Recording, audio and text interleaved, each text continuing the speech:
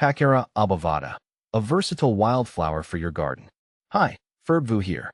I'm a plant enthusiast, and today, I want to talk about a fantastic wildflower, Packera obovata, also known as roundleaf ragwort, spoon-leaved ragwort, or roundleaf groundsel. This little powerhouse is native to eastern North America and offers a delightful combination of easy care and stunning visuals. Whether you're a seasoned gardener or just starting, Packera obovata is a great addition to your landscape. Here, I'll answer some of the most common questions about this charming wildflower. What is Packera obovata like? Imagine a plant that thrives in various lighting conditions, tolerates different soil moistures, and boasts beautiful yellow or orange blooms in spring and early summer. That's Packera obovata. It's a herbaceous perennial, meaning it dies back in winter but returns year after year. It typically grows 6 to 18 inches tall and forms a basal rosette of round or oval-shaped leaves. These leaves have crinkled, toothed edges and a vibrant green color. During bloom time, Packera obovata produces daisy-like flowers that attract butterflies and pollinators. Packera obovata versus Aurea. When I compared Packera obovata with Aurea, I found the experience quite revealing. Packera obovata, with its rich, green leaves and subtle, golden yellow blooms, felt more like a reliable staple in my garden. Its easygoing nature made it a dependable choice for shaded areas. On the other hand, Aurea brought a brighter splash of color with its striking yellow foliage, which added a vibrant contrast to my garden. While Packera obovata was great for consistent, low-maintenance greenery, Aurea's vivid hues made it a standout, perfect for when I wanted to brighten up a more subdued spot.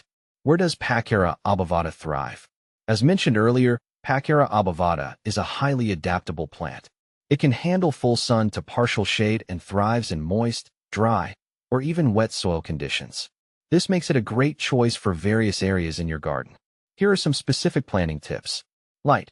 Packera obovata does well in full sun to part shade. In hotter climates, afternoon shade is beneficial. Soil.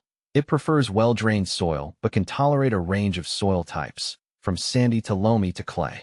Watering. Water regularly during the first growing season, but once established, Packera obovata is quite drought-tolerant. How do I care for Packera obovata? The beauty of Packera obovata lies in its low-maintenance nature. Here's what you need to know. Watering. As mentioned before, regular watering is needed for newly planted specimens. Established plants need occasional watering, especially during prolonged dry spells. Fertilizing. Packera obovata isn't a heavy feeder.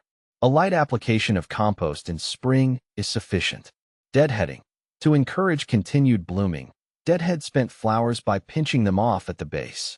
This will prevent seed formation and promote new flower production.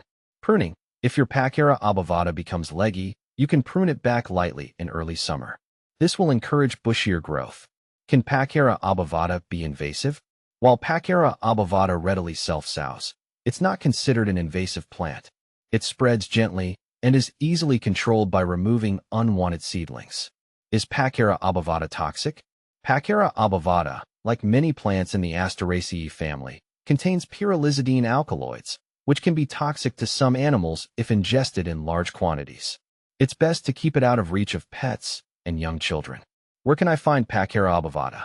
You can find Packera obovata at many nurseries and online plant retailers.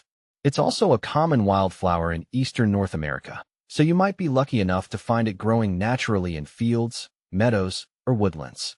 I hope this comprehensive guide has given you a good understanding of Packera obovata. With its easy care requirements and charming blooms, this versatile wildflower is sure to add a touch of beauty to your garden.